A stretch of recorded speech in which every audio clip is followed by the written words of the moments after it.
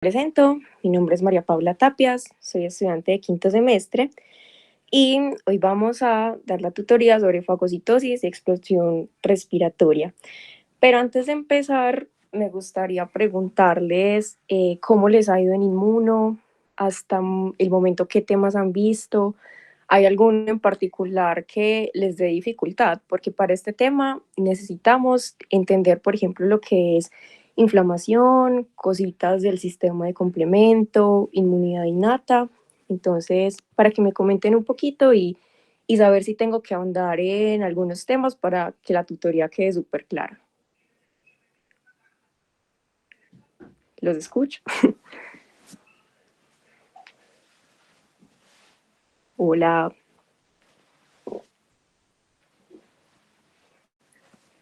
¿Sí me escuchan? Hola, creo que pues de pronto en mi inmunidad innata, pues no sé si para todos es el mismo caso, pero como el tiempo como de ahondar un poquito más en el tema. Entonces, Listo, perfecto. ¿Ustedes ya vieron inflamación o todavía no han visto inflamación? sí, ya la vimos. Listo, y con ese tema, ¿cómo se sienten? ¿Bien, más o menos? Si no se sienten bien, no pasa nada, porque igual, pues acá estamos precisamente para explicarles, para aclarar dudas, entonces, pues no tengo ningún problema como en ahondar en algún tema, entonces es como para saber más o menos a rasgos generales cómo les va. Pero bueno, entonces ya vamos a empezar. Venía pensando que esta es la primera tutoría, entonces precisamente pues van a necesitar como esos conceptos, ¿cierto? Entonces vamos a hacer un breve repaso sobre la inmunidad innata y sobre la inmunidad adaptativa. Ay, permítanme un momento que no se ve el lapicito. Ay. Ustedes no ven ningún cursor, ¿cierto? No, no se ve. No, ay, qué pucha, es que estoy desde la tablet y como que... fallos técnicos. A ver. Ay, no se ve. Pero yo más bien me conecto desde el computador, lista, como para poder irles mostrando mejor. Permítanme un momentito.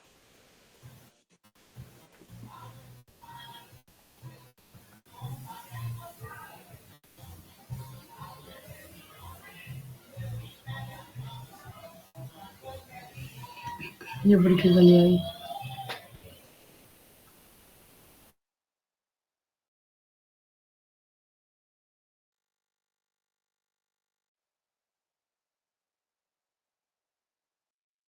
Hola. Sí, sí se ve. Puede ver. Listo, gracias. Bueno, entonces ahora sí, vamos a empezar. Ahora, vamos a dar el breve repaso. Entonces, yo sé que ustedes les han hablado que tenemos una inmunidad innata y una inmunidad adaptativa, pero tenemos que tener en cuenta que no la tienen que ver como entidades diferentes. Listo, hagan de cuenta que es más bien como una secuencia cronológica. Primero tiene que ocurrir lo innato para que se dé lo adaptativo y una complementa a la otra, listo. Entonces, una característica de la inmunidad innata es que es la primera línea de defensa. ¿Qué quiere decir? Incluso antes de que tengamos contacto con un microorganismo o algo por el estilo, ya la inmunidad innata está defendiéndonos. ¿Por qué? Porque en ella encontramos lo que son, por ejemplo, las mucosas, las barreras como la piel, algunas sustancias, por ejemplo, como las lágrimas, que también están como previniendo de que nosotros nos infectemos con algún microorganismo. Y también pues hay enzimas que contienen estas sustancias que nos van a ayudar a matar esos microorganismos. Entonces, la acción de esta inmunidad innata es inmediata. Incluso antes de que nos infectemos, actúa súper rápido, es inespecífica, es decir, la inmunidad innata sabrá que se está defendiendo contra una bacteria, contra un hongo, contra un parásito, pero no es capaz de identificar cómo hay. Es que esta es, no sé, un streptococcus, es un Staphylococcus aureus, es Mycobacterium. No, él no tiene ni idea, él solo sabe si es virus, bacteria, hongo, parásito. Y muy importante que esto no genera memoria inmunológica. Es decir, que la inmunidad innata se va a comportar exactamente igual todo el tiempo. Si hoy nos infectamos con una bacteria, va a actuar de igual forma. Si en una semana nos volvemos a infectar con una bacteria, va a actuar de la misma manera. Listo, entonces siempre va a actuar igual, no va a tener como esos cambios. En cambio, la inmunidad adaptativa va a depender de una exposición previa para generar memoria. Entonces, como les decía, nos infectamos con una bacteria, la inmunidad adaptativa nos defiende en ese lapso de minutos, horas, y luego la inmunidad adaptativa va a tener unos mecanismos que nos van a ayudar a defendernos mucho más fácil contra esa misma bacteria cuando tengamos otra vez contacto con ella. Y va a empezar a tener su efecto a partir de días. Es específica, entonces esta sí es capaz de identificar qué tipo de bacteria es la que está enfrentando. Por ejemplo, si va a reconocer mejor esa micobacteria, ese streptococcus, bueno, y como les decía, genera memoria inmunológica. Entonces es como un concepto para que lo tengan claro y lo que vamos a tratar el día de hoy va a estar mucho más relacionado con la inmunidad innata. Listo. Bueno, les hice este esquema como para que tuvieran una idea general, y es que en la respuesta inmune innata tenemos unas fases. La primera, que es el reconocimiento, en el que el cuerpo, las células, saben que están cursando una infección, ¿cierto? Posterior a eso sigue la activación y posterior a eso la eliminación, que aquí va a estar el proceso de fagocitosis, que es el que vamos a tratar el día de hoy. Bueno, entonces, en el reconocimiento, supongo que a ustedes ya les han hablado sobre los PAMs, los DAMs, los PRR, los receptores TLR, y cuando uno se los dicen por primera vez, uno a veces queda como confundido, uno no sabe qué cosa es qué cosa. Entonces, vamos a ver una cosita. PAM son patrones moleculares asociados a patógenos. ¿Eso qué quiere decir? Por ejemplo, las bacterias, los hongos, los microorganismos en general tienen estructuras que son súper conservadas. Les voy a dar un ejemplo. El lipopolisacárido de las bacterias gram negativas, más adelante vamos a ver qué es eso, que ese lipopolisacárido es súper particular de ellas. Toda bacteria gram negativa que se respete tiene ese lipopolisacárido. Entonces, ese lipopolisacárido es un patrón molecular asociado a patógenos. Listo. Por otro lado, vamos a tener los patrones moleculares asociados a daño, que es cuando una célula de nuestro cuerpo presenta alguna lesión, entonces va a liberar como unos patrones que nuestro sistema inmune va a reconocer y va a decir, pucha, acá pasó algo. Por ejemplo, digamos que esta célula, por alguna razón, su contenido ADN sale del citoplasma, ¿cierto? Como eso normalmente no debería estar afuera del citoplasma, las células del sistema inmune van a reconocer eso como un patrón de daño, ¿listo? Entonces, a eso hace referencia. Y acá tenemos lo que son los PRRs, que son reconocimiento de patrones, receptores de reconocimiento de patrones, ¿listo? Entonces, estos receptores que están en las células del sistema inmune me pueden reconocer un patrón molecular asociado a un patógeno o también un patrón molecular asociado al daño. Hasta ahí estamos bien. ¿Alguna pregunta? ¿Si se está entendiendo? Súper, súper. Listo. Entonces, estos receptores de patrones los vamos a encontrar en diferentes compartimentos celulares. Pueden estar a nivel extracelular, es decir, en la membrana de las células, pueden estar en el endosoma o pueden estar también en el citosol. Y unos ejemplos de estos PRR son los TLR, que creo que se los han mencionado demasiado. Están los receptores NOT, los RLR, N-formilmetionina. Con esto no se enreden, como que simplemente llévense la idea de que estos son patrones, digo, son receptores para patrones. Listo, eso es como la idea general. Entonces ahora vamos con la segunda parte, qué es la activación. Entonces, aquí les puse un ejemplo.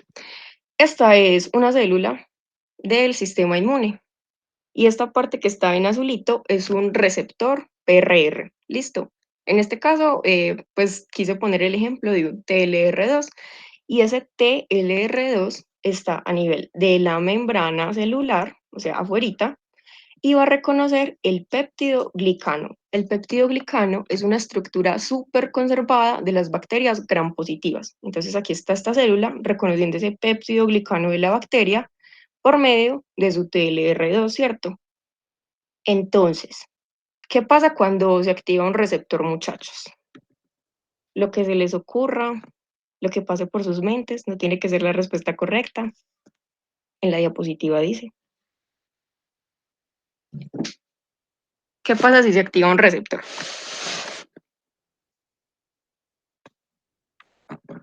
Muy bien, una cascada de señalización, ¿cierto? Entonces, aquí les puse también un ejemplo. Si se activa un receptor, entonces van a haber cambios dentro de esa célula, lo que de pronto uno vio en biología de la célula, que el AMP cíclico y la proteína quinasada, bueno, y ese montón de cosas, cascada de proteínas, eso está ocurriendo dentro de esa célula cuando se activa el receptor. ¿Y yo para qué quiero activar una cascada de señalización? Lo que se les ocurre. Exactamente, ¿cierto? Pero antes de que se produzca la proteína, yo tengo que hacer la transcripción de unos genes, que es exactamente lo que va a pasar en esa célula. Listo, entonces eh, aquí ven como un montón de moléculas y cosas que están pasando. No tienen que aprenderse nada de eso, de que, ay, ¿qué es que esto fosforila, esto es fosforila? No. Aquí lo que quiero que se lleven es que es muy importante porque cuando se activa este receptor, se va a activar un factor de transcripción que se llama NF-κB. ¿Y qué pasa si ese factor de transcripción se activa? Va a ir al núcleo y me va a inducir la transcripción de genes que están relacionados con las citoquinas proinflamatorias. Listo, eso es lo que se tienen que llevar. Entonces, aquí les puse precisamente transcripción y traducción de proteínas. Entonces, bueno, por si no les han dicho, que creo que en inmuno en general no lo dicen, las citoquinas son proteínas solubles, ¿cierto? Que van a viajar por el plasma. Entonces, eso es lo que se genera cuando yo activo esa cascada. Y dentro de esas citoquinas proinflamatorias vamos a encontrar al TNF-alfa, vamos a encontrar a la interleuquina 1, 2, 6 y 8. Son las principales citoquinas proinflamatorias. ¿Y estas citoquinas qué efecto van a tener? Bueno, me van a aumentar la permeabilidad vascular, ya vamos a ver para qué. Me van a estimular la hematopoiesis, ¿cierto? Porque muchas de las células del sistema inmune se producen en la médula ósea, entonces por eso se estimula la hematopoiesis. Y también va a inducir la quimiotaxis, es decir, para que esas células del sistema inmune puedan llegar al tejido donde encontró una bacteria o donde hay una célula dañada. ¿Hasta ahí vamos bien? ¿O alguna pregunta, algo que les gustaría que repita?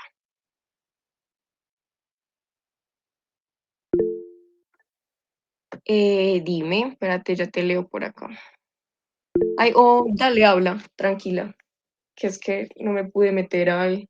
Alguien alzó la mano.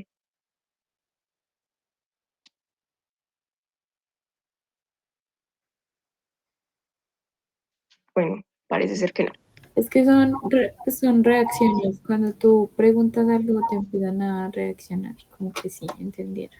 Ah, listo, súper. Entonces, si de pronto alguien tiene una pregunta en el chat, la puede dejar y ustedes me pueden colaborar leyéndola por si no la veo, listo. Bueno, entonces sigamos. Entonces, esto es referente a la parte de activación. Y aquí les trae esta imagen para ejemplificarlo mucho mejor. Entonces, bueno, esta barrera de células que vemos acá, digamos que son células epiteliales, ¿cierto? Supongamos que aquí estamos, no sé, en la mucosa nasal, ¿cierto? Entonces, estas son nuestras células epiteliales. Aquí tenemos el moco, que nos está ayudando también a proteger esa barrera de células. Aquí tenemos bacterias comensales que no nos hacen absolutamente nada. Bueno, Listo, entonces, esto que está aquí en amarillito es un patógeno y este patógeno llegó y tuvo contacto con una célula epitelial. Entonces, hagan de cuenta que es esta misma imagen, ¿cierto? En la que la célula epitelial reconoce a ese patógeno por un receptor. Puede ser cualquier receptor, ¿cierto? Entonces va a activar una cascada de señalización en esta célula. Listo, activa el factor de transcripción NF-κB y con eso se empiezan a liberar citoquinas, que son estas que vemos aquí en rosadito. Entonces las empieza a liberar y como habíamos dicho, primero, pues ellas me van a inducir lo que es la permeabilidad vascular, ¿cierto? Entonces voy a tener aquí esta respuesta endotelial donde pues va a ser más permeable y van a poder ingresar células. También me va a aumentar la hematopoiesis, que es la producción de esas células del sistema inmune, y también la quimiotaxis, que me va a permitir que estas células puedan recibir como la señal de dónde las necesitan. Entonces, listo, aquí está el vaso sanguíneo, estas células están extravasando, o sea, están llegando al tejido, listo.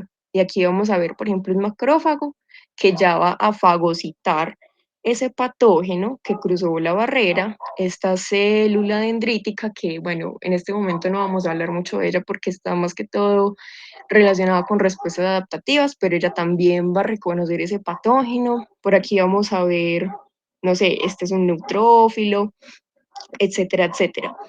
Voy a hacer una aclaración de una vez, y es que cuando ustedes vean monocito, macrófago, monocito es aquel que está inactivo en la sangre, pero una vez se activa, se convierte en macrófago. Listo. Entonces, bueno, esta es como la imagen como para asociar lo que vimos en la diapositiva anterior, lo que pasaría en un tejido. Y bueno, ahí, aquí les quería también preguntar una cosa, o hacer una aclaración más bien. Todos los temas de inmuno tienen que ver con todo. Entonces, por eso les decía que es muy importante entender temas de inflamación, extravasación leucocitaria, etcétera, etcétera. Primero, porque se los van a preguntar en el taller. Y segundo, porque cuando estudien para el parcial va a ser súper necesario. Entonces, en esta imagen les voy a hablar específicamente de la extravasación leucocitaria, o sea, de este proceso que está ocurriendo acá, que estas células están entrando al tejido. Entonces, vamos a ver. Aquí vemos un leucocito. Con leucocito me refiero a neutrófilo, eosinófilo, macrófago, listo. Bueno, en este caso monocito. Entonces, esta parte de acá es el vaso sanguíneo en el que están andando esas células, ¿cierto? Entonces, en primer lugar, para que ese leucocito pueda entrar al tejido, tiene que pasar una cosa llamada rolling o rodadura. Y eso quiere decir que el neutrófilo se va a adherir de una manera débil al endotelio. Hagan de cuenta que esto es una mesa de ping pong y el leucocito es una pelotica. Y yo cojo y pego con un moco la pelota al endotelio. Es una unión súper débil, pero ¿para qué me va a servir? Para que ese leucocito baje un poco la velocidad, ¿cierto? Y pueda facilitarse esa adhesión firme al endotelio. Entonces, esa adhesión débil está mediada por selectinas. Listo, entonces la selectina es expresada por el endotelio para que el leucocito pueda adherirse de manera débil. Listo. Y bueno, entonces, ¿qué más me falta por decirles? Bueno, este leucocito se une a esta selectina por medio de glúcidos que hay en su pared. Listo, entonces, paso número 1, rolling. Ahora vamos al paso número 2, que es la adhesión firme. Entonces ya aquí va a haber una unión fuerte a ese endotelio y esa unión fuerte está mediada por integrinas. Listo, está mediada por integrinas. Como que les quiero hacer mucho énfasis en eso para que no se enreden y que el día de mañana si el profesor les pregunta, ustedes la tengan como súper clara. Bueno, entonces una vez se adhirió fuertemente este leucocito al endotelio, nos vamos a este paso en el que vemos que este neutrófilo tiene como unos cambios en el citoplasma, como que se ve súper aplanado. Bueno, esto ocurre para que el neutrófilo pueda pasar, ¿cierto? En su forma natural, pues no podía entrar tan fácil por estas uniones, entonces él se deforma prácticamente para poder pasar por aquí. Y ese proceso en el que el neutrófilo pasa del vaso sanguíneo al tejido se llama diapédesis. Entonces hay un cambio en la morfología del citoesqueleto. Y bueno, ya que el neutrófilo entra al tejido y estas quimiosinas que están haciendo quimiotaxis están diciéndole al neutrófilo al lugar al cual debe llegar para fagocitar ese microorganismo. ¿Quedó claro? ¿Les gustaría que repita? Yo tengo una pregunta. Dime. No me quedó claro cuándo es que se expresan las integrinas en la membrana de los endotelios, o eso ya es como facultativo. Me encanta esa pregunta, porque estas integrinas, a ver, normalmente hay una fracción de ellas que se encuentran en el endotelio, ¿cierto? En condiciones normales. Pero, por ejemplo, cuando estamos en condiciones de inflamación, las células que se llaman mastocitos van a liberar histamina. Yo sé que muchas veces ya lo habremos escuchado, que los antihistamínicos, etcétera. Entonces, sustancias como la histamina van a aumentar la expresión de esas integrinas, ¿cierto? Entonces va a haber más sitios de contacto de ese neutrófilo, bueno, de ese leucocito en el endotelio. Entonces, sí, sí depende de las sustancias que sean liberadas al ambiente, como la histamina y también citoquinas, van a ayudar que esto se exprese mucho más en la membrana del endotelio. Dale. Sí, listo. ¿Alguna pregunta? ¿Algo que no haya quedado claro? ¿Van bien? ¿Van mal? Bueno, voy a tomar eso como un todo quedó claro. Si no me dicen nada, yo asumo que quedó claro. Listo, entonces cualquier pregunta, por favor, díganmela. Bueno, entonces esto es como un resumen de esa extravasación leucocitaria. Entonces, paso 1, rolling, rodamiento, que es una adición débil del leucocito a la pared endotelial, le ayuda a reducir la velocidad y facilita la adhesión firme, está mediada por selectinas. Luego el paso 2, que es la adhesión firme, que es la unión fuerte del leucocito a la pared endotelial y está mediado por integrinas. Y por último, la diapédesis, que es el cambio de la morfología del citoesqueleto para que esa célula pueda ingresar al tejido. Es como el resumen de la diapositiva anterior. Bueno, ahora sí vamos con el tema que nos compete, con el tema importante de esta tutoría, que es la fagocitosis. Entonces, aquí ya estamos en la fase número 3 de la respuesta inmunitaria, que es la eliminación. Entonces, desglosemos esta palabrita. Fago significa comer y citosis hace referencia a célula. Entonces, es básicamente como una célula que come cosas, prácticamente. Y si les preguntan que si fagocitosis y endocitosis es lo mismo, pues realmente no, aunque la fagocitosis es un tipo de endocitosis. Listo. Bueno, entonces, específicamente cuando hablamos de fagocitosis, se refiere a que estas células, que son fagocíticas profesionales, se especializan en fagocitar, van a englobar por medio de su membrana partículas mayores de mayor tamaño a 0.5 micras. Listo, pues tampoco me va a engullir un parásito porque eso ya es demasiado grande para ellas, pero por ejemplo esa capacidad de fagocitar ciertas bacterias que no sean demasiado grandes. Listo, entonces em, estas células no solo me van a fagocitar microorganismos invasores, sino también células que hayan presentado algún tipo de daño. Por ejemplo, necrosis, apoptosis, digamos que, no sé, una persona se raspó o se machucó un dedo, lo que sea. En ese momento ocurrió daño del tejido. Estas células, bueno, especialmente los macrófagos, son los que se van a encargar de como fagocitar esas células que están malas, ¿cierto? Y aquí les presento las células fagocíticas profesionales, los neutrófilos, que son mucho más abundantes que los macrófagos y responden mucho más rápido a las infecciones. Tenemos los monocitos, que es la versión como inactiva del macrófago, y el macrófago, que ya es el activado. Tenemos a las células dendríticas y a los eosinófilos. El día de hoy nos vamos a enfocar en estos dos porque es como los que responden mayormente, ¿cierto? Y los que precisamente tienen que ver más con el caso clínico que les dejaron. Entonces, bueno, ahora vamos. ¿Cómo va a pasar la fagocitosis? En primer lugar, pues no sé si de pronto se habrán visto la clase que les dejaron de la profe Claudia. Bueno, si no se la vieron, no importa. Entonces, para que se dé la fagocitosis, tiene que darse una cosa muy importante que es la opsonización. Es básicamente ponerle como la cereza a un pastel.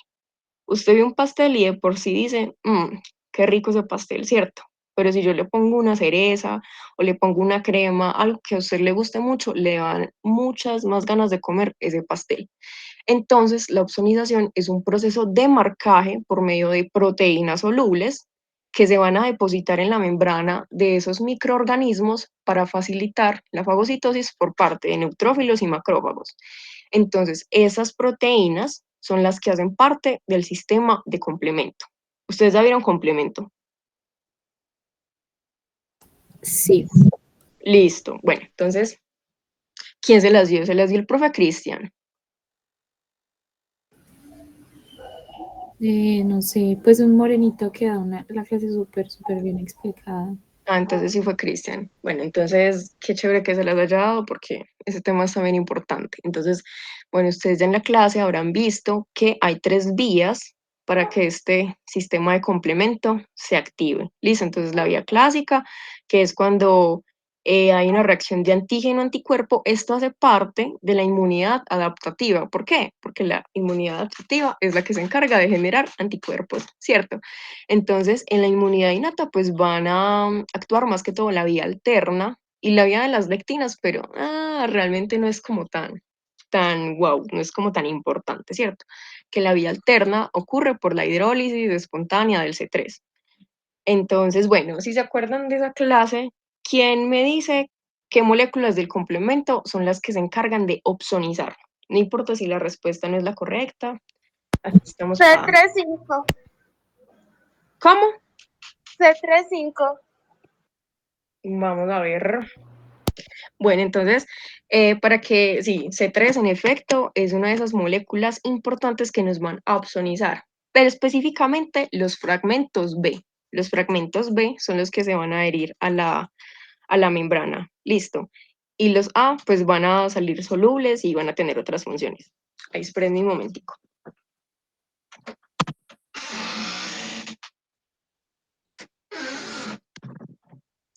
Bueno, entonces estas moléculas del complemento son las que se depositan en la membrana de los microorganismos para opsonizar. Listo. Entonces, llévense esta idea, que es muy importante.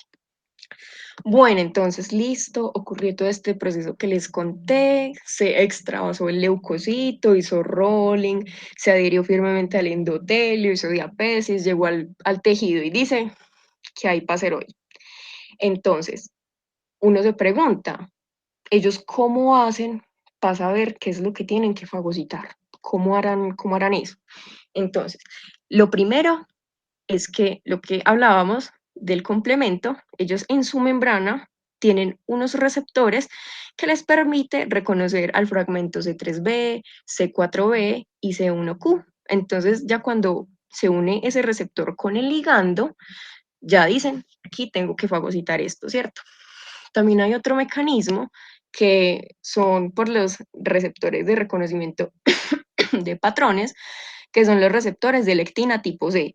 Entonces, bueno, con eso no quiero que se enreden. Básicamente las lectinas son proteínas que reconocen carbohidratos, ¿cierto? Entonces, estos carbohidratos están en la pared de los organismos. Entonces, por ejemplo, los mananos que están en las bacterias, hongos y parásitos, y los betaglucanos que están en hongos y en algunas bacterias. Entonces, ellos tienen esos receptores que les permite reconocer esto. Adicionalmente, ellos también tienen receptores de anticuerpos. Entonces, aquí estaría involucrada lo que es la vía clásica, listo. Entonces, ellos van a reconocer una parte de ese anticuerpo que se llama factor cristalizable. Ya les voy a mostrar bien qué es eso para que se lleven una idea más visual. Entonces, esos anticuerpos van a ser de tipo IgG o IgA. Ellos van a reconocer esa partecita del anticuerpo para decir, me voy a fagocitar esto. Bueno, y aquí está como una imagencita de eso. Entonces, esto que está en azul vendría a ser el macrófago o el neutrófilo, que tiene su receptor del anticuerpo. Esto aquí en azulito claro vendría a ser el anticuerpo y esto una bacteria, por ejemplo, ¿cierto? Entonces el anticuerpo se unió a la bacteria, reconociendo como esas sustancias, esas secuencias específicas. Y como ven, el anticuerpo aquí tiene como una colita, que se llama factor cristalizable. Esto es igual en todos los anticuerpos. Esto es igual, esto no cambia, esto no presenta ninguna variación, y como no presenta variaciones, entonces ese macrófago, ese neutrófilo, es capaz de reconocerlo. Recuerden muy bien esta diapositiva, porque, ¿qué? Porque nos va a ayudar a explicar algo de la bacteria, de este caso clínico. Listo, entonces acuérdense muy bien de ella. ¿Hasta aquí todo bien? ¿Alguna pregunta? ¿Algo que no haya quedado claro?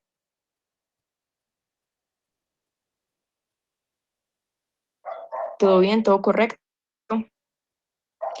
Bueno, excelente. Entonces, digamos.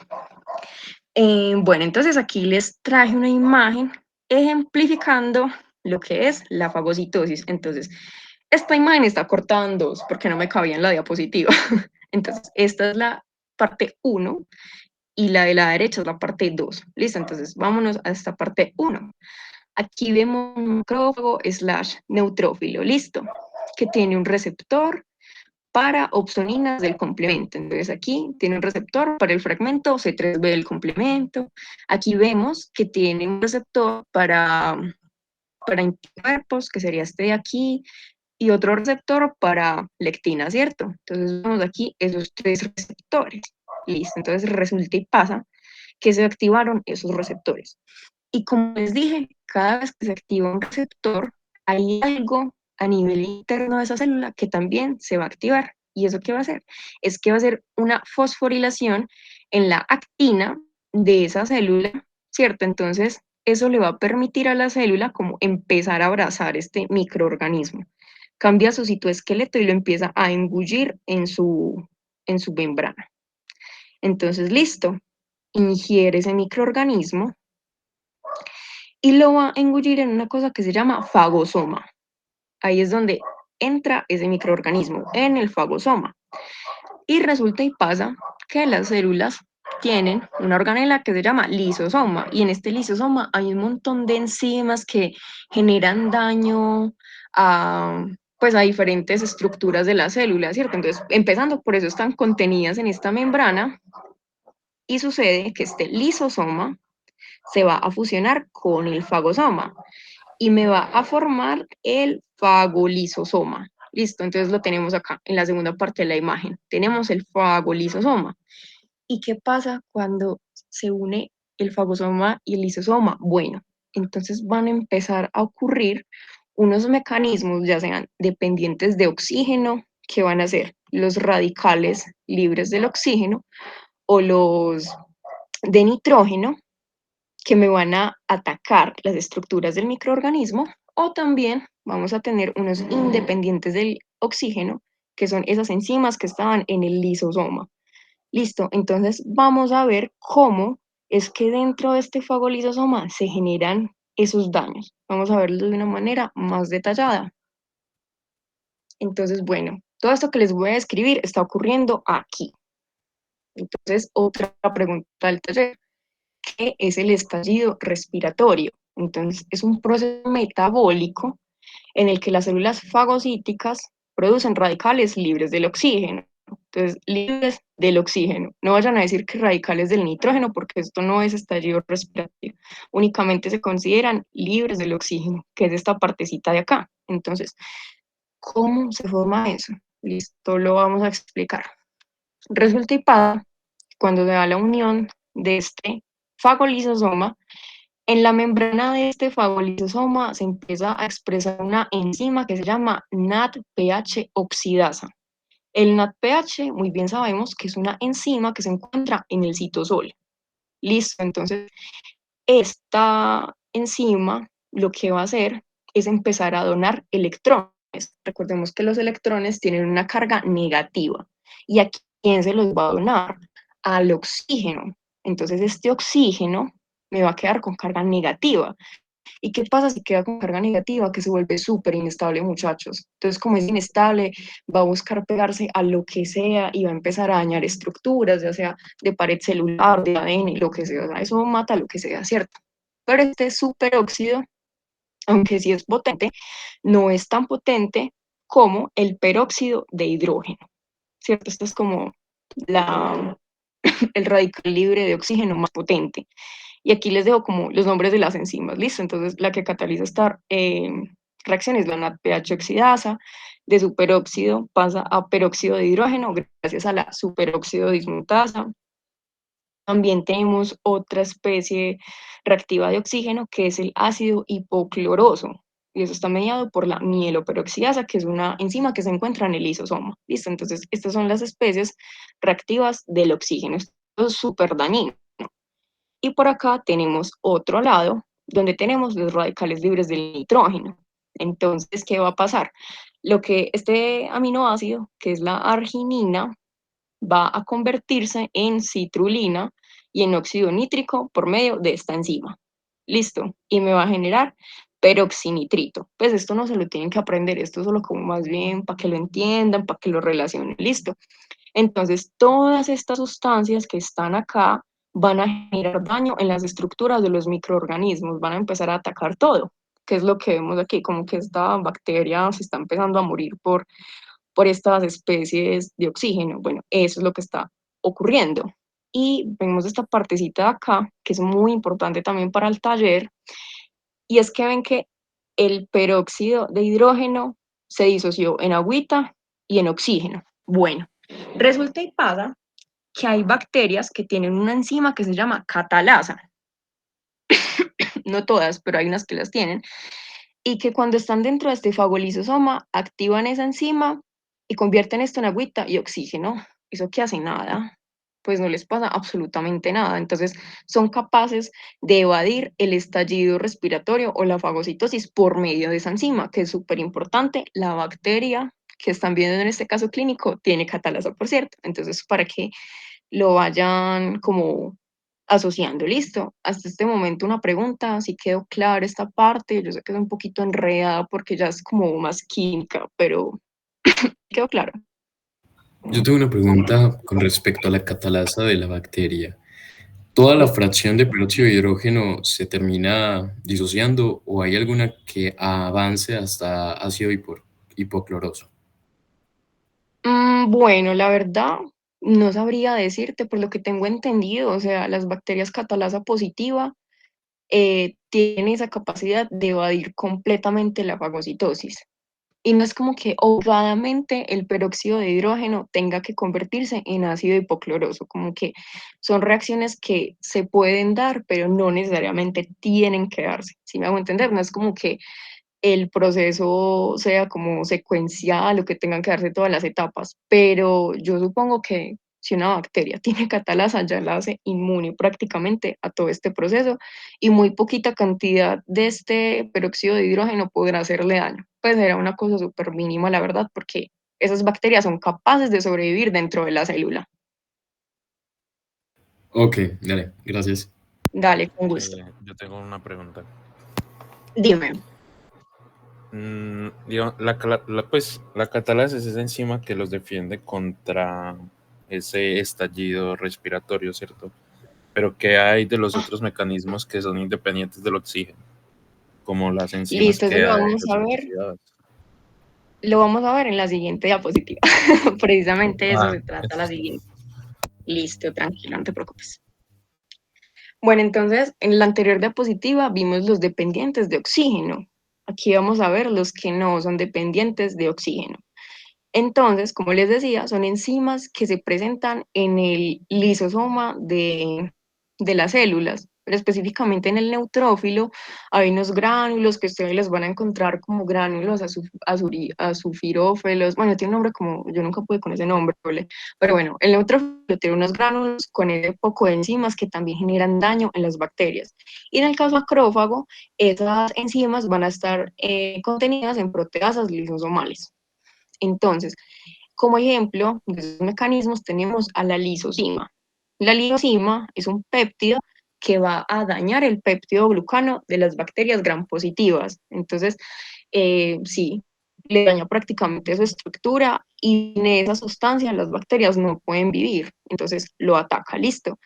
También tenemos las serinoproteasas que van a degradar algunas proteínas estructurales pues, de los microorganismos en general, y también péptidos antimicrobianos, que son las defensinas. Entonces, estas defensinas van a inhibir la síntesis de pared celular bacteriana y pues también neutraliza toxinas. Entonces, con lo que preguntaba el compañero, ¿una bacteria se puede defender de esto?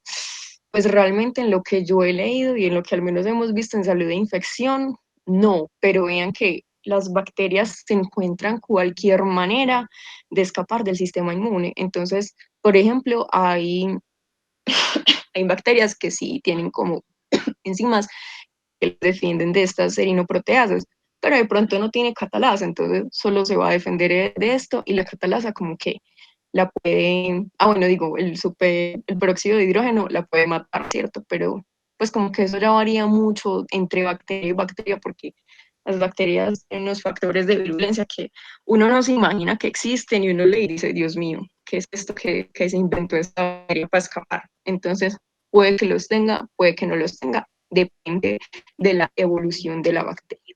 Entonces, bueno, simplemente les quería como mostrar esa diferencia de los dependientes de oxígeno y de los no dependientes de oxígeno. Y quede muy claro que el estallido respiratorio es solo de radicales libres de oxígeno. Listo, no vayan a decir nitrógeno, que eso está malo. Solo libres de oxígeno. Bueno, discúlpenme, gatos.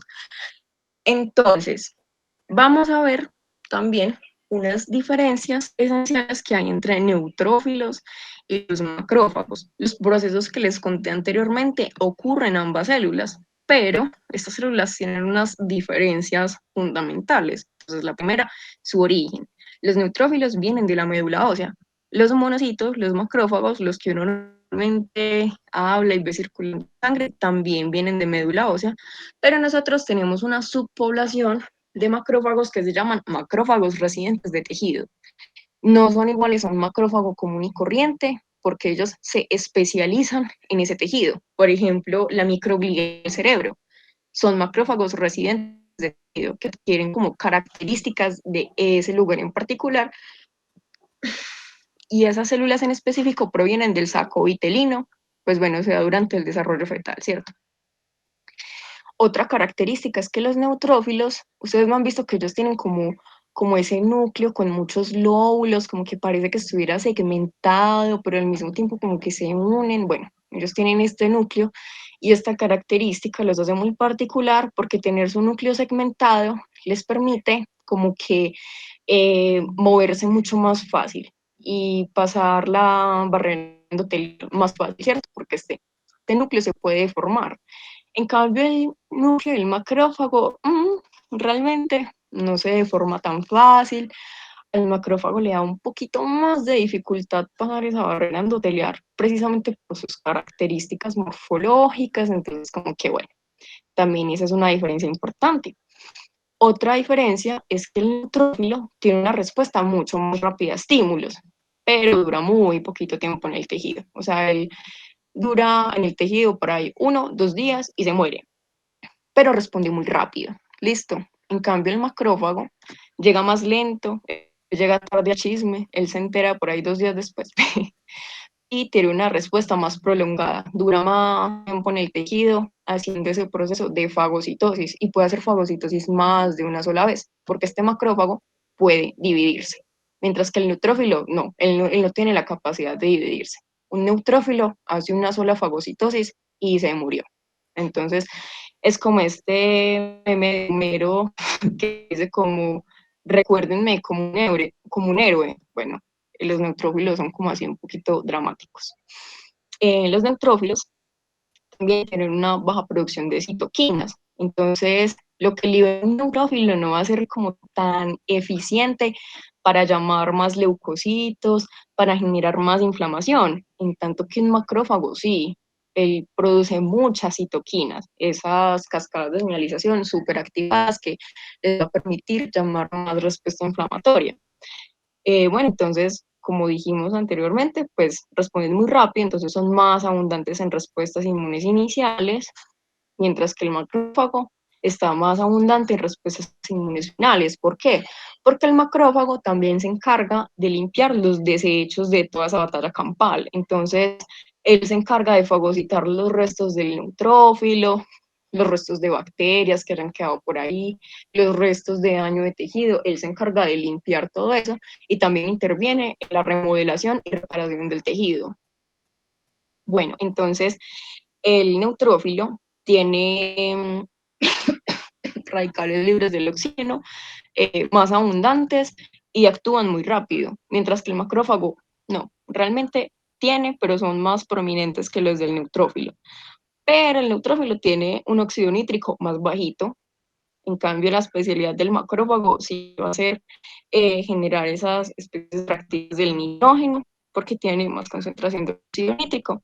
Y los neutrófilos tienen algo súper peculiar que se llaman formación de redes de neutrófilos. Entonces, hagan de cuenta que todo el contenido que sale del neutrófilo se sale. ¿Y por qué se sale?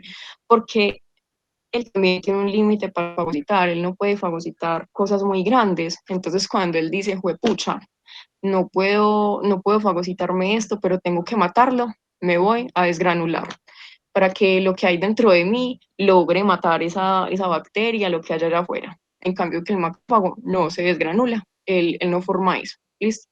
Entonces, bueno, el NETs es súper bonito, me gustaría mostrarles un video para eso. Entonces, ay, no carga. Precisamente se los traje. Ay, ¿será que si me salgo? Carga. Ay, no carga, muchachos. Ah, bueno. Vamos a ver si sí se ve. Ay, pero no se ve en la pantalla, ¿cierto? ¿Sí se ve el video o no se ve? Hola. Se ve la imagen. Ay, dale, yo creo que es por la opción que le puse a esto de compartir pantalla. A ver si yo creo que aquí se puede ver. Esperen que.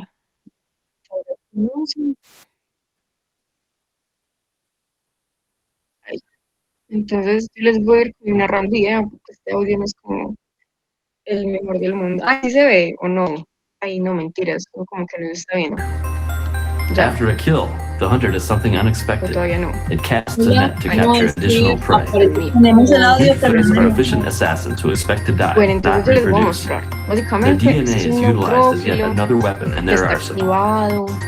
When an Entonces, si ven pathogen is que tiene como encountered, the estos neutrophil granulitos activates an en su enzyme, interior. Bueno, esos PAG4, son los to gránulos que unpackage the son tightly enzimas coiled y de chromosomal toxinas y un montón de DNA cosas. into loose Y strands of también sticky tiene aquí web-like su material. cromatina que se está The descondensando, nuclear contents descondensa, ejected from the y neutrophil, entonces forming aquí a ya deadly tiene su net objetivo, composed of un DNA microorganismo. strands Entonces interconnected by él saca histones toda su impregnated cromatina, with todo lo lethal que hay dentro de ella antimicrobial para agents, tratar de including atrapar esto que myeloperoxidase, está aquí. neutrophil Entonces aquí vamos a elastase, encontrar and enzimas como la defensins. The mieloperoxidasa, newly formed la net is set, elastasa. capturing and Entonces killing va any como a invaded generar bacteria una red unlucky enough to swim into its y breast. va a atrapar todo eso. Once Bueno, entonces eso. Ay, no, muchachos, me embalé. Entonces, bueno, básicamente eso les quería mostrar. Ay, se dejó de compartir. Ay, yo soy como medio tortica para esto, ay, María.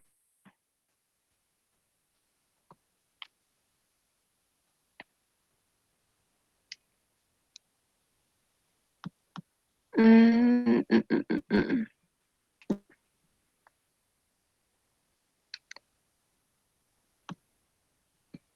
Sí se ve la pantalla.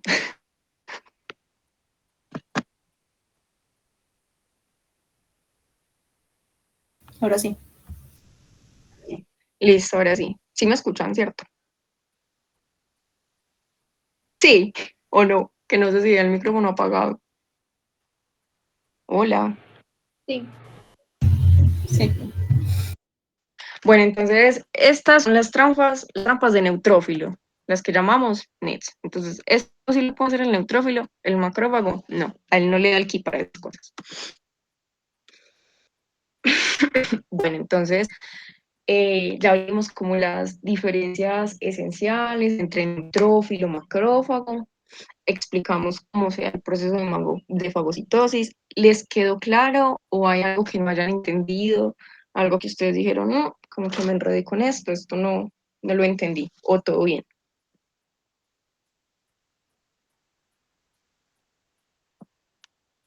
Hola, ¿sí me escuchan? Dime. ¿Alguien alzó la mano? No, que súper bien, que Oh. muchas gracias. Ah, listo. Excelente. Entonces, ahora vamos con el caso clínico. Por fallas técnicas, me voy a cambiar a la tablet. Yo realmente pensaba transmitir toda la tutoría por la tablet, pero pues como que no me dio. Entonces, esperen, la transmito desde acá. De mi momentico.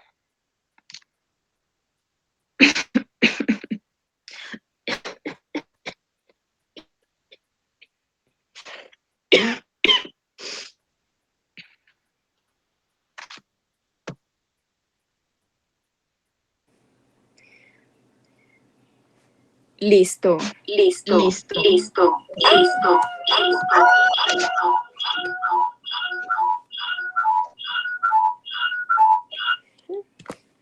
Ay, Dios mío. Bueno, ahora sí, listo. Me dicen si sí se ve la pantalla.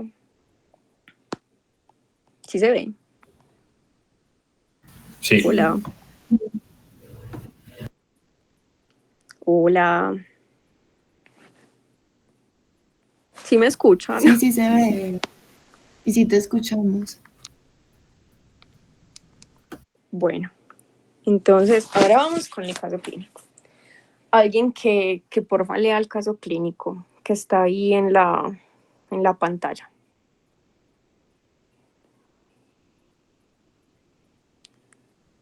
No les dé pena, tranquilos. Cualquiera, puede ser. Patricio es un adolescente de 15 años de edad, residente en el barrio Laureles de Medellín. Acude a una consulta externa en segundo nivel de atención en compañía de su mamá porque le salió una bolita en la axila. Relata que hace 4 días empezó a notar una bolita en la axila derecha que le duele y además le impide mover el brazo completamente. Los antecedentes personales encontramos un esquema de vacunación completo para la edad y la mamá dice que hace 2 semanas estuvieron de paseo en los charcos de Cisneros. Al examen físico, el paciente se encuentra en buenas condiciones generales, con una temperatura de 38 grados Celsius, una presión arterial de 110/70, un pulso de 100 por minuto y una frecuencia respiratoria de 18 por minuto. En la axila derecha se observa un absceso simple, superficial fluctuante de 3 por 3 centímetros, doloroso al tacto, caliente, eritematoso y purulento. No hay ningún hallazgo adicional en el examen físico. El diagnóstico es un forúnculo axilar. Listo, perfecto, gracias Felipe. Entonces, ¿qué les llama la atención de este caso? ¿Qué más le preguntarían a Patricio? ¿Creen que la información es completa o falta algo más para saber qué tiene él?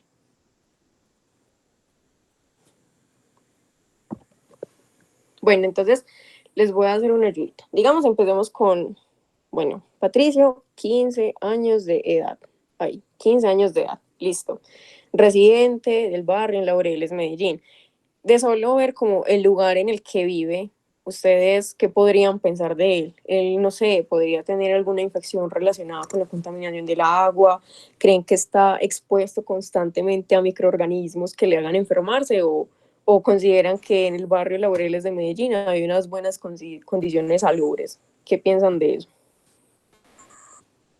Hay buenas condiciones. Cierto, entonces bien, por ese lado, bien. Acude a consulta externa, segundo nivel, le salió una bolita en la axila. Aquí les traje la foto más parecida que pude de un forúnculo. Bueno, empezó hace 4 días y resulta que eso le salió porque estuvo en un charco por allá en Cisneros. Aquí nos muestran sus signos vitales, ¿cómo los ven? ¿Está bien? ¿Algo está alterado? ¿Se va a morir el muchacho? Por ejemplo, la temperatura, ¿cómo la ven? Está bien, solo que tiene fiebre. Pero Cierto, sí, está un poquito alta, pues no tiene, pues así que se va a morir de fiebre, pero sí, no es una temperatura como tan normal, ¿cierto? La presión arterial, ¿cómo la ven? ¿Está aumentada Bien. o bajita? Sí, está bien. Normal, sí. Excelente. Pulso, ¿cómo está el pulso? También normal, pues podría decirse que normal. Está normal. Frecuencia respiratoria también está normal. Lo único que vemos es esta masa en la axila, doloroso al tacto, caliente, eritematoso, bueno, todo eso. Entonces, antes de seguir, les voy a hacer una aclaración y es que los forúnculos corresponden a una infección en el folículo piloso. Listo, entonces, ¿esta infección está diseminada? No. ¿Está ampliamente distribuida en piel? No, tampoco. Está en el folículo piloso y el folículo piloso queda en la dermis. Entonces, listo, véanle el aspecto a este absceso, está súper rojo, súper inflamado. ¿Ustedes creen que esos mecanismos de fagocitosis fueron exitosos contra la bacteria o el microorganismo que tiene Patricio? ¿Sí se dio eso bien a la perfección o hay algo que falló?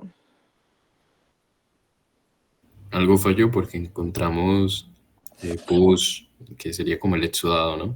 Entonces, fue un aumento de nuestra vasación. Bueno, entonces, como dice Felipe, dentro de esto hay pus. Y el pus, muchachos, son restos celulares, de detritos celulares. Entonces, muy seguramente fueron neutrófilos que se murieron, células que se murieron y generan esa sustancia blanquecina que denominamos pus. Entonces, no, en este paciente no se dio bien la fagocitosis. ¿Y creen que no se dio bien la fagocitosis porque este paciente tiene alguna enfermedad de base? ¿Será que tiene alguna inmunodeficiencia, algo alterado en su sistema inmune que no le permite hacerlo? No exactamente, pues que tengamos un sistema inmune efectivo no quiere decir que no seamos susceptibles a infecciones. Exactamente, y también para saberlo podríamos preguntarle si esto le ocurre a repetición, si en el pasado ha tenido más infecciones por otros microorganismos que le hayan generado un cuadro similar. Pues vean que en la historia clínica no nos relatan que sea recurrente o algo así por el estilo, porque hay personas que sí pueden tener ese tipo de cuadros súper recurrentes y ya uno dice, ve, esto está como raro. Bueno, entonces, por ese lado, bien, ahí yo borro esto acá. Entonces, por ese lado, bien. Ahora nos vamos a la siguiente parte. Entonces nos dijeron, listo, a Patricio le hicimos unos estudios y nos dieron unos resultados. Vamos a mirarlos. ¿Cómo estaría la hemoglobina en este paciente? O no, voy a hacer una pregunta antes de mirar los resultados. ¿Para qué le habrán mandado estos resultados? ¿Para qué le hicieron estos exámenes? ¿Ustedes para qué creen? Para ver si hay una respuesta inmune efectiva, ¿no? Entonces, pues queremos ver si hay una respuesta celular más que todo, porque esto es lo que nos está diciendo este hemoleucograma. Entonces, sí, vemos que hay una respuesta celular. ¿Para qué creen pues que se podría también mandar este examen? Para mirar qué. Vean que les están dando velocidad de sedimentación, proteína C reactiva. ¿Para qué creen que es esto? ¿Esto para qué lo mandan? Para medir procesos inflamatorios. No es específico, pero te dice si está cursando proceso inflamatorio. Entonces, muy bien, Alejandro, exactamente. La velocidad de sedimentación es un marcador inflamatorio inespecífico. Inflamatorio inespecífico. ¿Y por qué inespecífico? Porque esto no nos está diciendo, sí, vos tenés un proceso inflamatorio porque tienes una enfermedad autoinmune, porque te dio una infección por un hongo o por cualquier razón. No, él solo dice inflamación. Listo, eso es lo único. Y vean que este resultado pues no salió alterado, no salió súper alto. Y la proteína C reactiva, de pronto, si no saben, no importa, pero podrían intuir como para qué es, o eso, dónde se produce, para qué es, o qué utilidad tiene. Bueno, si no saben, no importa. La proteína C reactiva es una proteína que se produce en el hígado. Entonces, esta proteína C reactiva es lo que nosotros denominamos reactantes de fase aguda. Entonces, cuando nosotros cursamos una infección, esos reactantes de fase aguda se producen porque también me van a ayudar como a estimular o amplificar esa respuesta inmune. Entonces, la PCR me va a ayudar también a opsonizar ciertos microorganismos y también me va a estimular como un poquito de la respuesta inmune adaptativa. Entonces, bueno, para eso sirve la PCR y también es indicativo de que tengo algo que me está haciendo inflamar, ¿cierto? Listo, entonces miremos un poquito sobre estos resultados de estas células. Entonces me dicen, bueno, hematocrito está súper bien, esa hemoglobina también, volumen corpuscular está perfecto. Con esta parte de los leucocitos, ¿ustedes cómo los ven? ¿Eso está aumentado, disminuido, está normal? Aumentados. Listo, excelente. Entonces, eso está aumentado. Entonces, ya ese es como el confirmatorio de que hay algo a nivel inmune que está pasando. Entonces, bueno, los leucocitos son todo estos, neutrófilos, linfocitos, monocitos, eosinófilos, basófilos, bueno, menos las plaquetas, pero bueno, son estos. ¿Y cuál de ustedes acá ven aumentados? ¿Esto está aumentado de pronto a expensa de los monocitos o de los linfocitos? ¿O qué célula ven ustedes aumentada ahí? Los neutrófilos. Muy bien, los neutrófilos están muy aumentados. El resto de las células, pues, están en unos rangos normales. Bueno, entonces, esto está aumentado, expensa de neutrófilos. Listo, entonces, a él cogieron y cogieron ese forúnculo y le drenaron eso. Y eso lo mandaron a un cultivo y también le hicieron una tinción de Gram, que ahorita ya les explico qué es. Y bueno, se dieron cuenta de que ahí se veían cocos gram positivos en el interior de los granulocitos. Y cuando el cultivo se hizo y dio Staphylococcus aureus. Entonces vean esta parte como tan importante, cocos gram positivos. Si no saben, no importa, ahorita les explico, yo sé que ustedes no están viendo bacterias, pero vean que en el interior de los granulocitos, o sea, al interior de los neutrófilos, y que encima les dije yo que tenía la bacteria de este caso que evadía esa fagocitosis. La catalasa. ¿Cierto? Entonces vea que al interior de esos neutrófilos están esas bacterias, porque esto es una bacteria catalasa positiva. Entonces, bueno, muy bien. Ahí con esta parte. Ahora, bueno, les voy a dar una breve introducción subamos esto, a lo que son las bacterias. Yo sé que ustedes no han visto bacterias, sino cuando leen esto por primera vez dice como gran positivo, cocos, ¿eso qué es? ¿Con qué se come? What the fuck? Bueno, entonces vamos a hacer una breve explicación. Entonces, estamos hablando de bacterias, ¿cierto? Y las bacterias son células procariotas. Entonces, ¿por qué se diferencian de las células eucariotas? Porque empezando, tienen un material genético que no está contenido en un núcleo, sino en una cosa que se llama nucleoide. Incluso muchas veces está por ahí regado dentro del citoplasma. El ADN de estas bacterias también es diferente, eso no está organizado así en cromosomas como los de nosotros, sino que es un ADN circular, ellos tienen como un único cromosoma, no tienen histonas, entonces eso también nos diferencia. No poseen organelas como... ¿Qué organelas no poseen una bacteria, muchachos?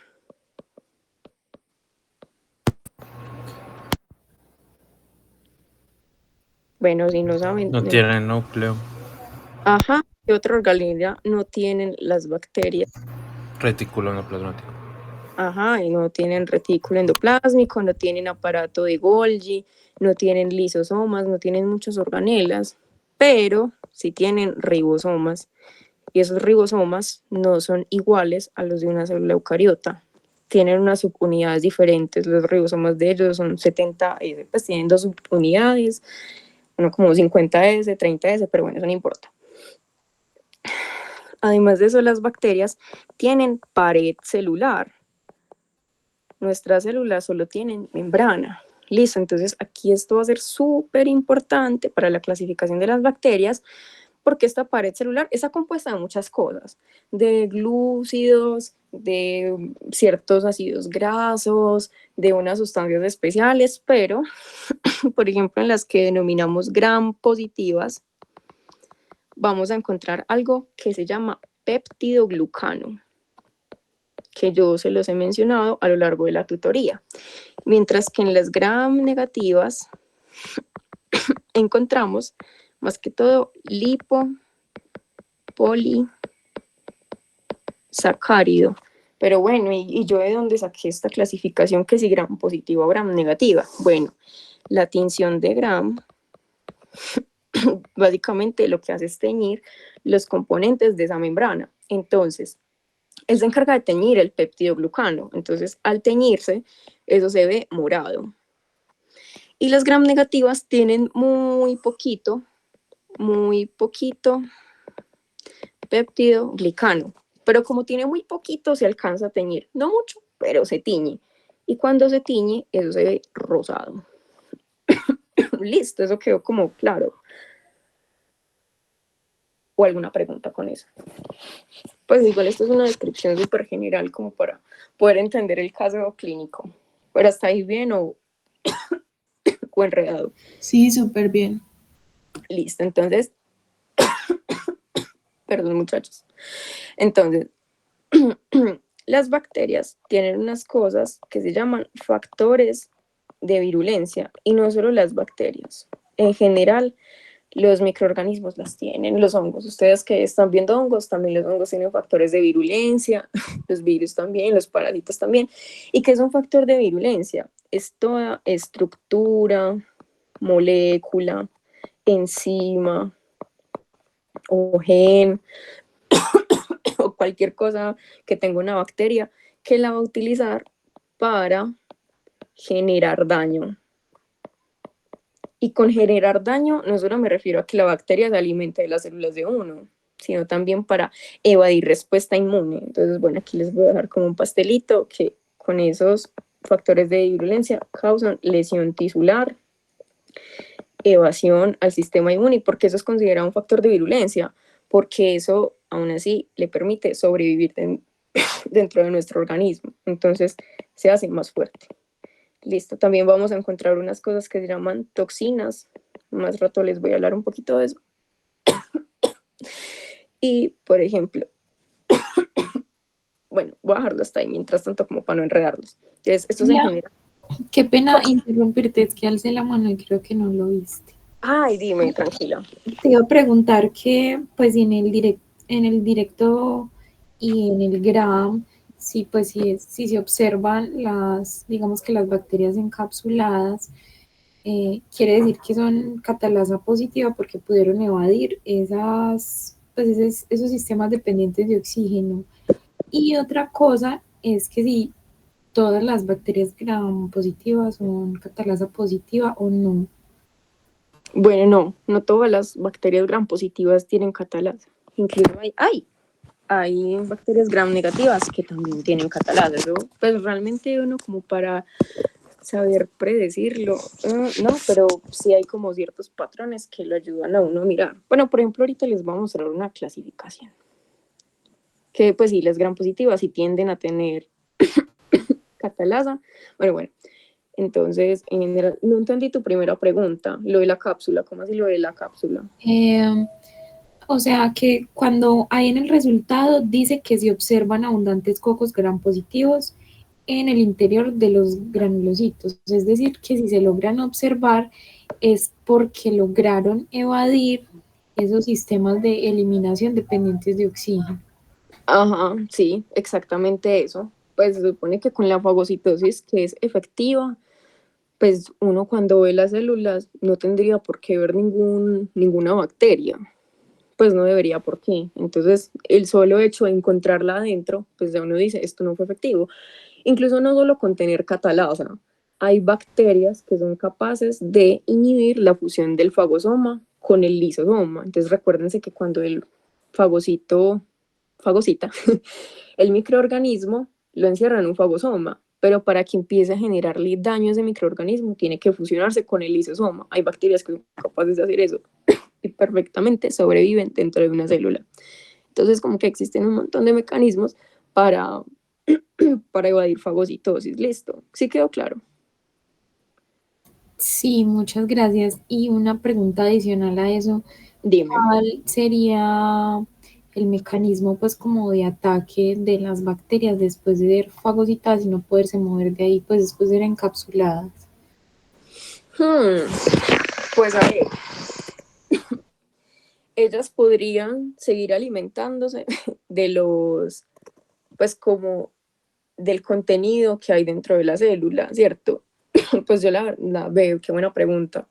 No sabría respondértela, pero la voy a anotar y te la voy a responder apenas pueda. Listo. Ahí sí me corchaste. Pero dale que yo más ratico mando la respuesta con Silvana a tu pregunta para que quede bien clara. Muchas gracias.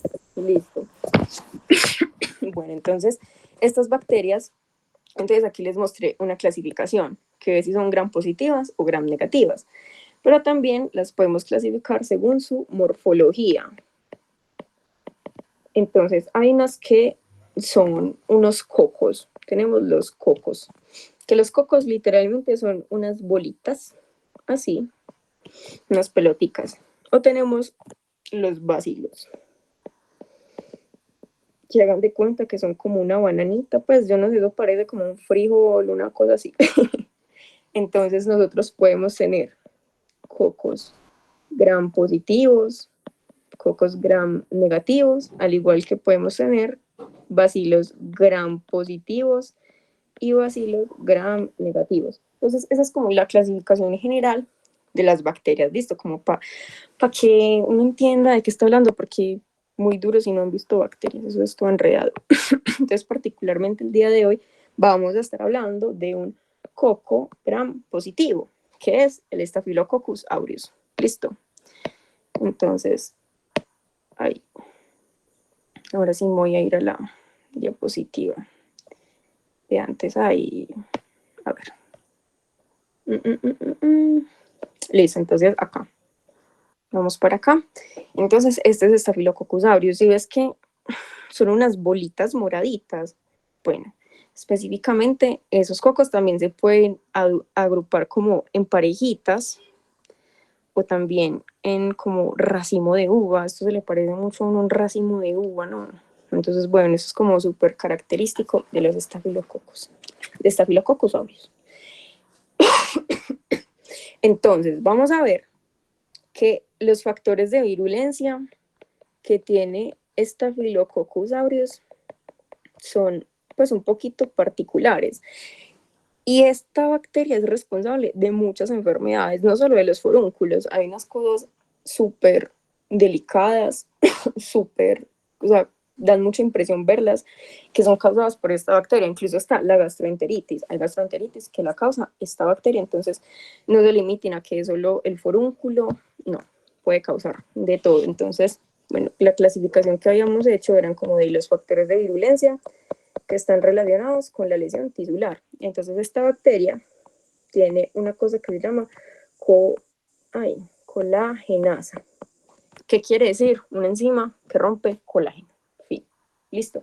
Entonces él se alimenta del colágeno de nosotros, lo rompe para extraer nutrientes de ahí y también para poder llegar a tejidos mucho más profundos. Entonces también tiene una cosa que se llama las hialuronidasas, que rompen ácido hialurónico. Pues ahí el mismo nombre de la enzima le da el pastel a uno. Las lipasas, pues rompe ácidos grasos. Sí. Y también tenemos la hemolicina, que esta enzima es capaz de romper la hemoglobina y también se alimenta de ella y pues por tanto genera lisis de los eritrocitos. Eso también tiene muchos mecanismos para evadir el sistema inmune. Entonces, entre ellas tenemos en primer lugar la catalasa. Por favor, recuérdenme qué hace la catalasa. Alguien que se acuerde.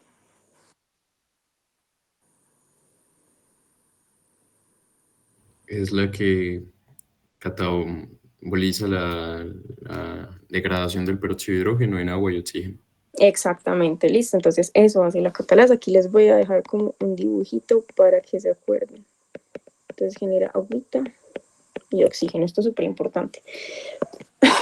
Tiene también una cosa que se llama coagulasa, que entonces lo que hace es que rompe, a ver, como activa el fibrinógeno.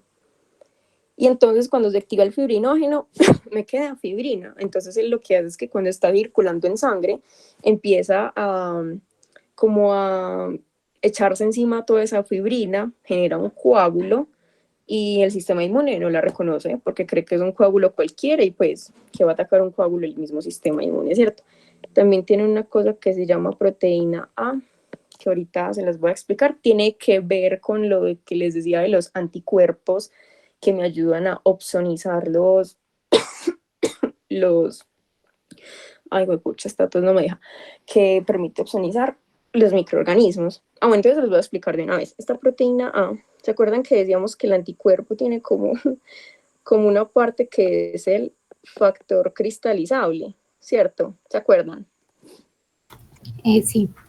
Listo, entonces digamos que en condiciones normales, digamos que esto es una bacteria, esto es una bacteria, entonces este anticuerpo se une a la bacteria y llegaría un macrófago, entonces este es un macrófago que se va a unir a este factor cristalizable de este anticuerpo, ¿cierto? Entonces lo reconoce y pues lo mata, ¿cierto?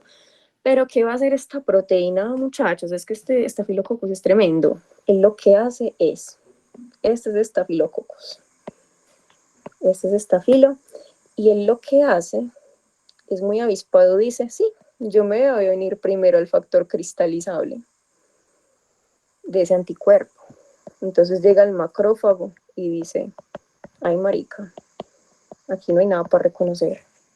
Pues yo cómo voy a fagocitar esto si este anticuerpo, el factor cristalizable, ya el Staphylococcus se lo cogió. Pues no, ahí no tiene cómo identificar que está Staphylococcus aureus ahí. Entonces ese es un factor de virulencia súper importante. Y bueno, esto también tiene toxinas, que bueno, realmente en este caso no son importantes, solo sepan que tiene una cosa que se llama enterotoxina A, toxina A, que es lo que le genera a uno gastroenteritis. Listo. Entonces vamos a hacer un cuento, una / película. Entonces, esta es la piel de Patricio, ¿cierto? Y aquí está su folículo piloso mal dibujado. Para que sepan, Staphylococcus aureus muchas veces está en la piel de uno y uno no se da ni cuenta, pues los propios mecanismos de inmunidad innata se encarga como de erradicarlo, ¿cierto? Pero supongamos que Patricio, no sé, tuvo una microlesión donde está ese folículo piloso aquí, ¿cierto? Entonces, Staphylococcus aureus entró acá, ¿cierto? A ese folículo piloso y empezó a generar ese daño. Entonces, en condiciones normales, ¿qué pasaría? Bueno, llegan las células del sistema inmune, se supone que tienen que reconocer patrones, ¿cierto? Entonces ocurre una inflamación que genera extravasación y con esa extravasación se genera fagocitosis. En condiciones normales esto es lo que ocurriría, pero como este no es el mundo que soñamos, Staphylococcus aureus va a tener más maneras de evadir esa fagocitosis. Entonces, lo primero, él tiene la capacidad de, a ver, ¿cómo decirlo? Él genera una cápsula de más polisacáridos, ¿cierto? Entonces, como habíamos dicho, un pump muy importante de ese Staphylococcus aureus es el peptidoglicano, ¿cierto? Entonces, si yo empiezo a ponerle cosas encima de ese peptidoglicano, las células de mi cuerpo no van a poder reconocerlo, ¿cierto? Entonces, esto bloquea el acceso al peptidoglicano. Entonces, como que ahí ya no hay un reconocimiento adecuado. Esto tiene más moléculas para ser reconocidos, por ejemplo, el ácido teicoico. pero es más de difícil acceso. Es más de difícil acceso, entonces ya desde ahí como que difícil reconocer que hay un invasor, ¿cierto? Pero bueno, no todos Staphylococcus aureus hacen esto. Entonces, bueno, supongamos que el que le dio Patricio no tenía cápsula de polisacáridos. Entonces, supongamos que se dio el reconocimiento. Pero bueno, se da el reconocimiento y resulta y pasa que se activó también sistema de complemento porque se depositó el anticuerpo sobre esta... Ahí, activa sistema de complemento. Entonces, activa el sistema de complemento, antígeno, anticuerpo. Pero bueno, lo que les había contado de la proteína A. Entonces, esta proteína A no deja que se dé ese reconocimiento. Entonces, impide reconocimiento del macrófago y del neutrófilo. Eso también le pasa al neutrófilo. Entonces, ¿qué? Ya prácticamente, pues no, la vía clásica del complemento no me va a servir para poder pues, matar esta bacteria, ¿cierto? Entonces, ¿qué otra vía del complemento me podría ayudar a hacer esto? ¿Qué creen? Si no tengo vía clásica, me queda, ¿qué otra vía del complemento? ¿Cómo? La de las lectinas. Ajá, la de las lectinas y también la vía alternativa, ¿cierto? Ahí. Hice un tachón ahí. Bueno, entonces, como no tengo vía clásica, entonces lo puedo hacer por la vía alternativa. O como el compañero dijo, por la vía de las lectinas. Entonces, listo. Bueno, resulta que esta vía sí me sirvió para reconocer a Staphylococcus aureus. Listo. Entonces, perfecto. Ya de ahí, el macrófago pudo reconocer a Staphylococcus aureus, ¿cierto? Entonces, listo. Activó la fagocitosis, todo esto. Se unió el fagosoma con el lisosoma, pero resulta y pasa que Staphylococcus es catalasa positiva. Entonces ya no se dio la fagocitosis. Bueno, entonces este neutrófilo, que es el que va a atacar a esta infección, pues nada, no pudo hacer fagocitosis, entonces él se empezó a morir, él se murió, apoptosis, quedó esa bacteria por ahí volando, nada, no la pudo eliminar. Entonces, quería como que vieran esto, los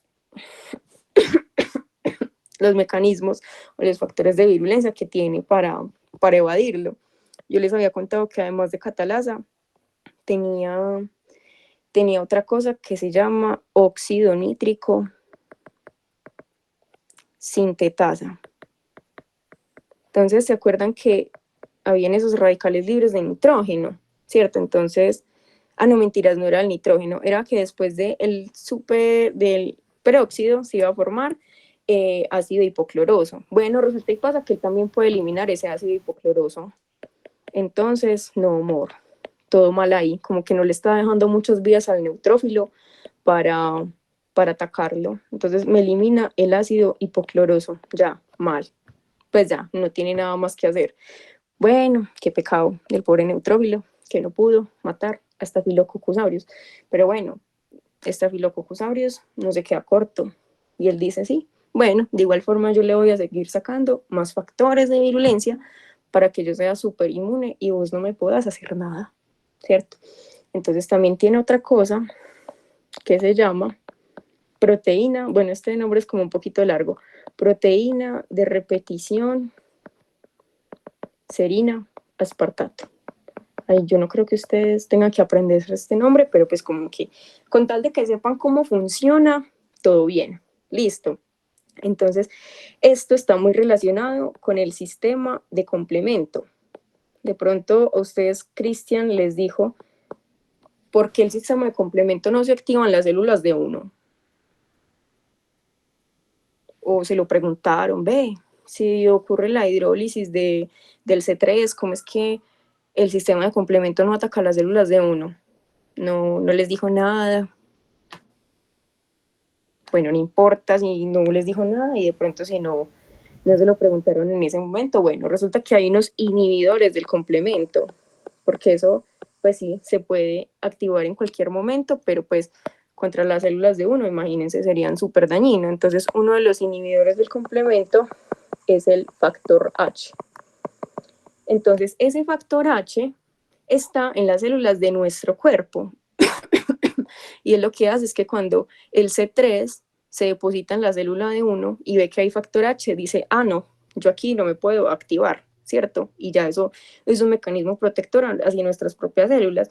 Pero resulta y pasa que Staphylococcus aureus es tan vivo que dice, ay, yo me voy a robar esto. Yo me voy a robar esto tan bueno y yo también me voy a cubrir de esto, ¿oíste? Para que el complemento no se active sobre mí. Entonces él se envuelve en esto, se lo roba, lo hace por medio de esta proteína de repetición serina aspartato. Entonces, por ejemplo, lo que es la vía alterna, no me sirve, ¿cierto? Porque este C3 va a ver que hay mucho factor H y dice, no, pues yo reconozco esta célula como propia, no, realmente no pude atacar a ese estafilococo. Entonces, es como eso, que vean todos los factores de virulencia que puede tener una bacteria para evadir la respuesta inmune. Y Staphylococcus es un ejemplo porque hay muchos más factores de virulencia que tienen muchas más bacterias que evaden esa respuesta. Entonces, bueno, esos serían como todos los mecanismos que tiene. Entonces, en base a todo lo que hemos hablado, ¿qué mecanismo de pronto ustedes creen que sí pueda utilizar el neutrófilo para acabar con Staphylococcus? Hola, yo tengo una duda. Habíamos hablado cuando pues vimos que por el sistema del complemento él puede evadir como esa opsonización, ¿cierto? Ajá. Pero, ¿qué tal si, o sea, al evadir la opsonización por la C3b también se inhibe como todo el proceso? Al atacar C3b no puede continuar con la formación del complejo ataque a la membrana. Ajá. Bueno, pues realmente no. No podría porque recuerden que eso es como una cascada que sí o sí requiere de una secuencia. Entonces, si el paso 1 es que se deposite ese 3B en la membrana y ese paso no se está dando, pues no, ya de ahí para abajo la cascada no se va a dar. Entonces sí va a inhibir como completamente la vía. De pronto en este caso, la única opción que nos queda es la vía de las lectinas, la que había mencionado el compañero hace rato, vía de lectinas, ¿cierto? Entonces, bueno, resulta y pasa que, no sé, Staphylococcus aureus sí se dejó ver algún pump en su pared y el neutrófilo fue capaz de reconocerlo. Esa sí sería una vía de sistema de complemento efectiva para poder atacarle. Entonces, bueno, tiene esa vía que ¿sería suficiente por sí sola? Pues vean que no, porque mírenle ese forúnculo al pobre Patricio en la axila, qué pecado, pues por sí no es suficiente, por eso es que tenemos tantos mecanismos a nivel de sistema inmune. Entonces, bueno, existe, aunque no es suficiente. Otro mecanismo que nos podría ayudar es como que los mecanismos independientes del oxígeno. ¿Se acuerdan cuál eran? Las proteasas, la catersina, las hidrolasas. Ajá, exactamente. Entonces vean que es muy importante porque lo bueno es que Staphylococcus aureus no nos está inhibiendo la unión de fagosoma y lisosoma. Sí se dio el fagolisosoma. Entonces, al unirse ese fagolisosoma, sí me permite liberar esas enzimas. Sí le permite liberar esas enzimas que ayudarán en algo, sí, ayudan en algo, pero me mataron completamente la bacteria, ¿no? Porque otra vez Patricio con su forúnculo en el brazo, qué pecado, eso le sigue creciendo. Entonces, bueno, esas serían como las vías por las cuales Staphylococcus aureus estaría evadiendo la respuesta inmune. De hecho, además de estos factores de virulencia, hay muchos otros más, pero tenemos que tener en cuenta que no todas las cepas de bacterias son iguales. No es como que esto sea súper exclusivo de todos los Staphylococcus, porque eso va a depender de la región en la que nos encontremos, qué tanta resistencia haya generado esa bacteria. Entonces, bueno, resulta que de pronto, alguna variedad de la bacteria no tiene esta proteína. De pronto puede que no la tenga. Entonces, ahí sí, la vía alterna del complemento sí me va a servir para matarla. Pero, pues realmente uno no puede erradicar Staphylococcus aureus por uno mismo sin antibióticos. Entonces, aquí viene como otra parte, ahí,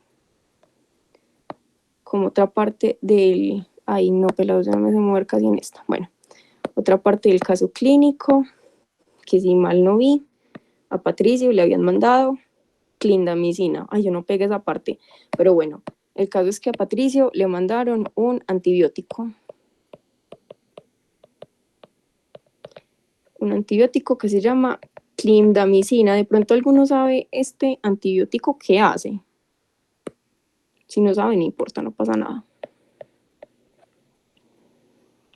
Bueno, no importa. Entonces la clindamicina es un antibiótico que bloquea el ribosoma. ¿Y el ribosoma para qué le sirve a una bacteria o a cualquier célula en general? Producir proteínas. Cierto, entonces esto sirve para producir proteínas.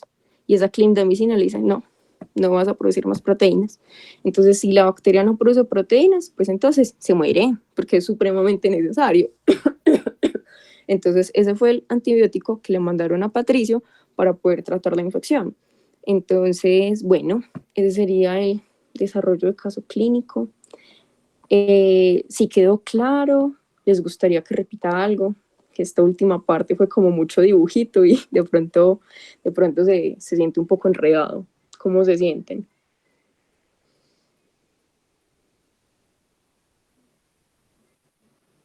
Ay, ¿quedó claro o no quedó claro? Súper bien todo, muy completo, la verdad. Sí. Listo, bueno, igual si tienen alguna duda, ese es el espacio para hacerlo, me pueden preguntar cualquier cosa, si no entendieron algo, si quieren retrocederse en algo no quedó claro, cualquier Perdón, ¿será que me puedes repetir, por favor, el mecanismo de los lisosimas? Listo, entonces vámonos para allá para verlo en la diapositiva. Bueno, las lisosimas son unas enzimas que atacan el péptido glucano de las bacterias gram positivas. Listo. Entonces ese péptido hace eso. Eso es lo que hace. Y ya, como le está dañando la pared a la bacteria, entonces le está generando un daño estructural, que eso no le permite seguir viva. Eso es lo que hace la lisosima. Bien. Gracias. Listo, con mucho gusto. Entonces, Yo bueno. ¿puedes repetir otra vez el proceso de evasión que genera la proteína A? La proteína A, listo. Sí. Y bueno, es que ese dibujo quedó como maluquito. Pero bueno, yo creo que de pronto solo no se puede como señalar acá nomás. Ay, no. Bueno, voy a hacerlo en otro colorcito. Bueno, hagámoslo en azul. Entonces, ¿dónde estaba? La proteína A, listo. Voy a explicarla más bien con la imagen que les había mostrado hace rato sobre los anticuerpos para que quede más clarito. Listo. Entonces, este es el macrófago. Bueno, en este caso, neutrófilo. Listo. Entonces, recuerden que en el momento que llega algún patógeno, se van a depositar anticuerpos reconociendo estructuras que hay en la membrana de este patógeno. Entonces, por ejemplo, esto que están señalando aquí como en verdecito sería esa estructura. Supongamos que es alguna proteína de membrana, pues de pared celular, ¿cierto? Entonces, el anticuerpo normalmente reconoce eso. Y el anticuerpo tiene el factor cristalizable. Y esto no varía. Esto es igual en todos los anticuerpos. Entonces el neutrófilo tiene la capacidad de reconocer ese factor cristalizable. Entonces, ¿qué va a hacer la proteína A? se une primero al factor cristalizable de la inmunoglobulina. Inmunoglobulina es lo mismo que anticuerpo, listo, no se vayan a enredar con eso. Entonces él se une a ese factor cristalizable de la inmunoglobulina y muy avispada dice, bueno, yo me uní primero, entonces por tanto el leucocito no puede reconocer el anticuerpo y por tanto eso me va a afectar la opsonización. Y si me afecta la opsonización, no se da la fagocitosis, no se da, o es muy difícil que se dé. Entonces ese sería el mecanismo de evasión por parte de la proteína A. ¿Sí quedó claro? Sí, gracias.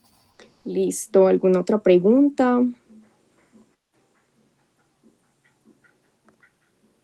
¿O todo bien?